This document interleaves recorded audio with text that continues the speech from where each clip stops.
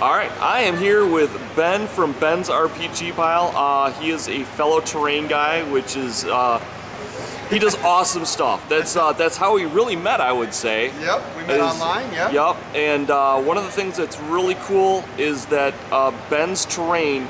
You don't see a lot of terrain in RPG games, and I would have to say Ben. I can't think of anyone else out there that does more terrain work with RPG games than you.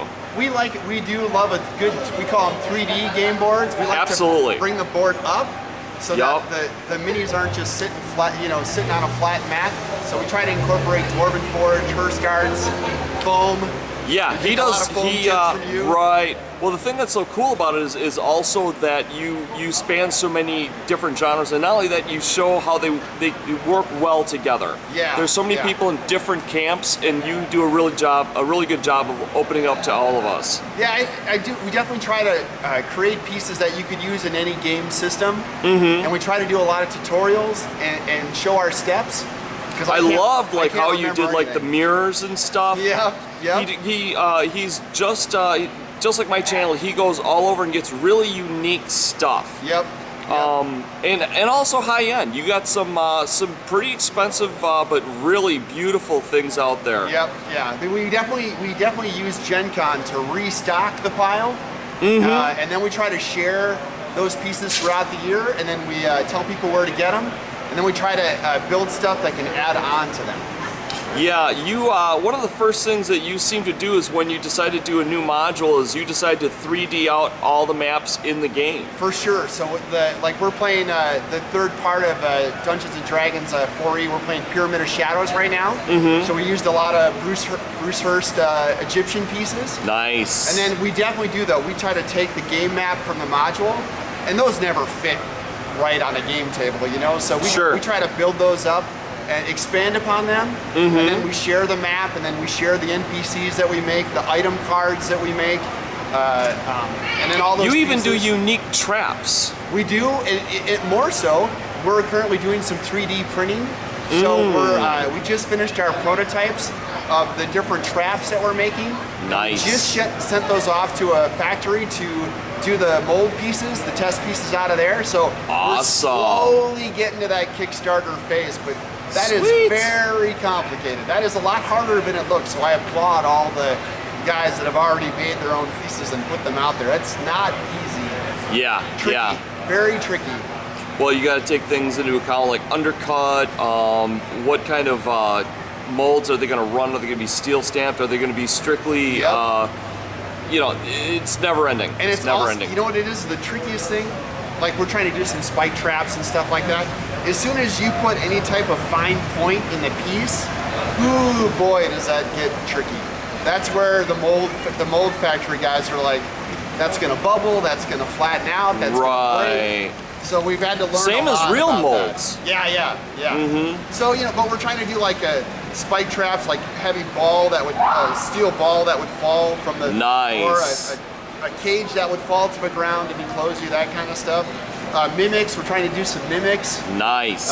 Floor mimics and stuff like that. Sure, the non-standard. Yeah, right. Stuff that because we buy a lot of stuff for our game, and if we can't find it, we were finally like, hey, let's design and try to build it ourselves. Absolutely. Yeah. One of the things I used to love about D&D was creating my own monsters. Oh, absolutely.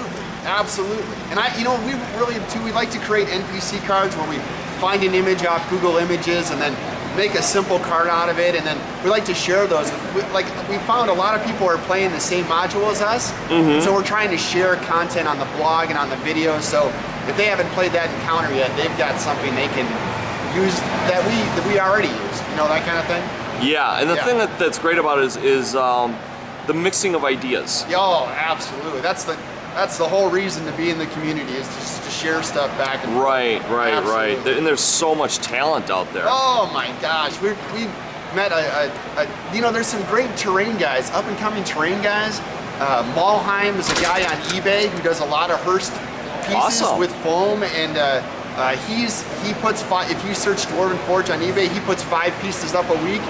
They're crazy good. DM Scotty is another guy who takes cardboard, plain old cardboard, and creates pieces. He is impressive. Oh, if you're on a budget, you Yeah. need to subscribe to his channel. And it's all DIY stuff. So he shows you all the steps on how he did it. So there are And very great- down to earth. Oh my very, gosh. Very easy to talk to. Yeah, absolutely. He answers all his comments on his blog, just like you, on his YouTube channel, just like you and me try to do.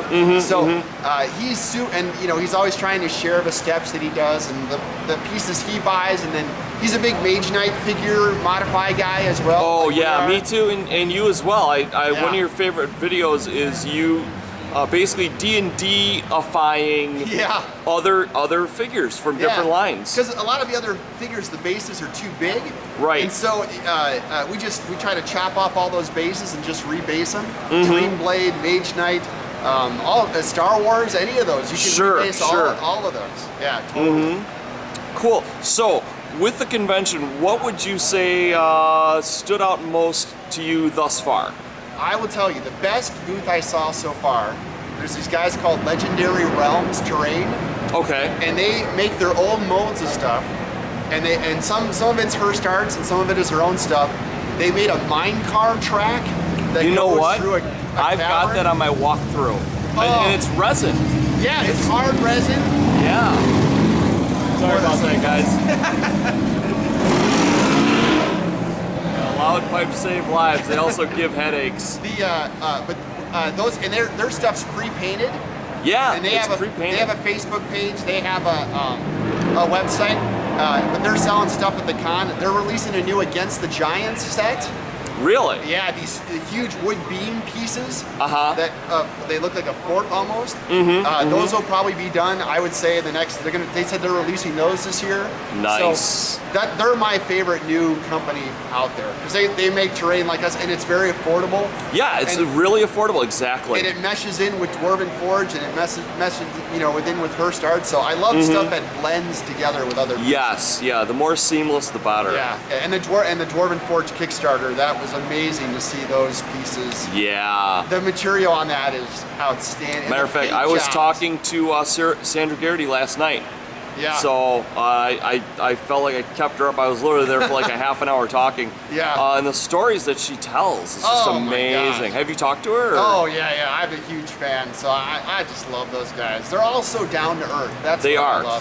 They're people just like us with the same passion we got. Yeah. That's the best part about our community is I feel like all the bloggers and all the guys on YouTube, we're all just regular guys, and so we'll talk to anybody, help anybody, Yup. send stuff to anybody, and that's the best part about it. That is the best part about it. No Yeah. doubt about it. Any closing thoughts, Ben? I would say that the big thing for me right now is I'm a mini horde collector, so I'm Just really- like I am. I'm so jazzed about the Pathfinder minis and how Pathfinder has kind of taken the torch from the Wizards of the Coast guys. Sure. So I'm thrilled that someone is still producing minis, sets, and Pathfinder's got another set coming out in October after Skulls and Shackles. Nice. And so I'm thrilled with the way the industry's going, and I'm thrilled about all the different guys that are making terrain and getting And the into this. sculpts just keep getting better and better. The paint jobs are That too. through You aren't the kidding. roof. And Yes. and I loved how Skull and Shackles was kind of water-based, pirate-based. And the sharks and stuff like that. So I'm Right. really jazzed at the direction the community's taking. Yeah, it just keeps getting better and And better. we're still going. I'm thrilled Right. that Bill and I have not given up. Yeah. Because there are times where you're really worn out. Oh And yeah. another video, you just don't know if you have it in you. So Sure. I'm glad that we're going, and guys like DM Scotty are encouraging us to go forward. Absolutely. Yeah. No matter what your skill level is. Yeah, it's just you need guys to lift you up and encourage you to put out your own stuff. Otherwise Right. you start to lose the little focus. Yup. That's the toughest part. So I'm glad that we pick each other up. Exactly. Thank you so much. This Thank guy, you. you've got to check out Ben at Ben's RPG Pile. You got to check out his blog. Yep. Do you have a special name for your blog? Yeah, so Ben'sRPGPile.com is a blog. Our YouTube channel is YouTube/Ben'sRPGPile and the number 2.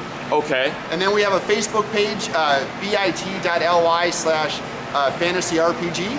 and we put stuff on there daily. So between those three, you'll get your D&D fix every day. And I gotta plug you also have a store. Tell us the name of your store. We have a store in Mesa, Arizona called Gamers Inn. You can go to gamersinaz.com. We sell a lot of Magic cards. We sell terrain, we sell figures, but you can go up on there. You can find us on eBay. You can buy our stuff there too. What's your eBay? If you just type Gamers Inn on eBay, you'll find us right away as one of the stores. Outstanding. Or you can get us right off our homepage. Thank you so much, Ben. Thanks, I look guys. so forward to seeing you again next year. I'll be here. Thank you. Love you. Bye-bye. See ya.